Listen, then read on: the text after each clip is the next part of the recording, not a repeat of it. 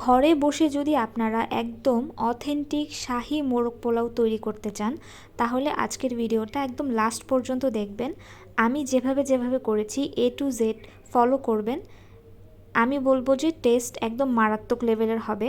চলেন শুরু করি আমি কিভাবে মোরগ পোলাও তৈরি করেছিলাম।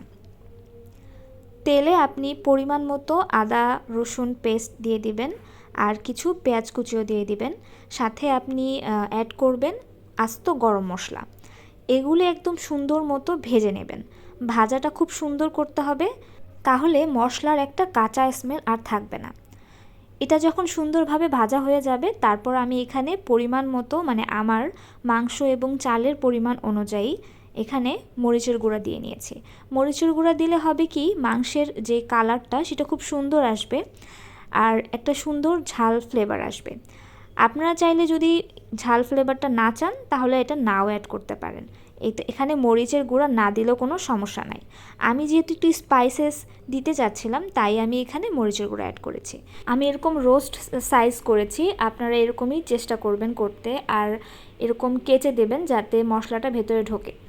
মাংসের পিসগুলি ছোট ছোট করলে মাংসের জুসিনেসটা আর থাকে না, তাই আমি এখানে বড় বড় মাংসের পিসই ইউজ করেছি, যেহেতু আমি টেস্টটা খুব ভালো চাচ্ছিলাম তাই।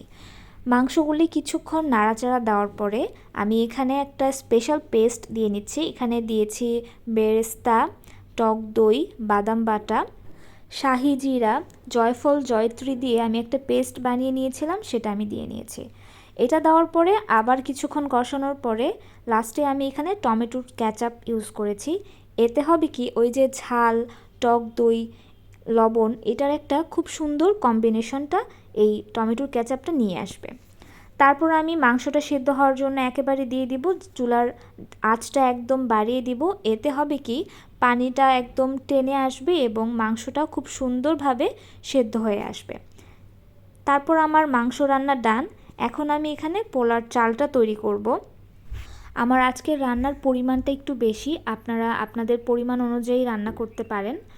এখানে আমি আজকে 2 কেজি চালের পোলাও রান্না করেছি, সেজন্য সেই পরিমাণে তেল, পেঁয়াজ এবং আস্ত গরম মশলা দিয়েছি। দিয়ে এটা সুন্দরভাবে নেড়েচেড়ে নেব। আর পোলার চাল রান্না করতে হলে আমি কিছুটা আদা বাটা দেই, তাতে আমার কাছে ফ্লেভারটা খুব ভালো আসে। তারপর পোলার চালটা ধুয়ে আমি এখানে খুব সুন্দরভাবে নেড়ে নেব। হালকা যখন ভাজা ভাজা হয়ে আসবে তখন এটা থেকে খুব সুন্দর স্মেল আসবে, তখন মনে করব যে এটা আমার ভাজা হয়ে গেছে। তারপরেই তো যখন যেভাবে আপনারা পোলার চাল রান্না করেন সেভাবেই চাল রান্নাটা করে নেবেন। খেয়াল রাখবেন 90% কুক হয়ে গেলে চালটা সরিয়ে ফেলবেন। আর তার আগে আমি মাংস আর মাংসের ঝোলটা আলাদা সেপারেট করে রেখেছিলাম। এখন আমি লেয়ার করব চালের আর মাংসের। এর মাঝখানে আমি কি দেই আপনাদেরকে বলছি, আপনারা ভিডিওর সাথে মিলিয়ে দেখবেন। প্রথমে আমি একটা লেয়ার পোলার চাল দিয়েছি, তারপর আমি আমার প্রেফারেন্স অনুযায়ী কিছু মাংসের টুকরা বিছিয়ে দিলাম। আমি সমানভাবে স্প্রেড করব যাতে কোনো জায়গায় বেশি কম এভাবে না হয়।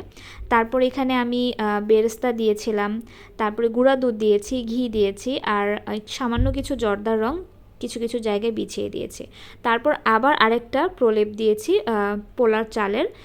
কিছু জায়গায় আমি মাংসের ওই ঝোলটাও বিছিয়ে দিয়েছি যাতে সব জায়গায় সুন্দরভাবে জুসিনেসটা থাকে।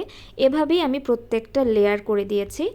এখন আপনারা দেখছেন যে আমি গুঁড়া দুধ দিয়েছি। এগুলো আপনারা কোনোটাই স্কিপ করবেন না যদি আপনারা সুন্দর অথেন্টিক একদম টেস্টি মোরগ পোলাও খেতে চান। আর যে ঝোলটা আছে এটা অবশ্যই ফেলে দিবেন না, এটা সবটা চারপাশে ঘুরে দিবেন। এটা যখন চুলার দমে দিবেন, দেওয়ার পরে দেখবেন যে এটার থেকে খুব সুন্দর একটা ফ্লেভার আসে এই ঝোলটা থেকে। এই প্রসেসটা একটু ধৈর্যের সাথে করতে হবে আর খেয়াল রাখতে হবে যে কোনটার পরে কোনটা দিতে হচ্ছে। সাথে বাদাম কুচি, ঘি আর কাঁচামরিচ দিতে একদমই ভুলবেন না। দিয়ে 20 থেকে 30 মিনিটের জন্য একদম লো আঁচে দমে রেখে দেবেন।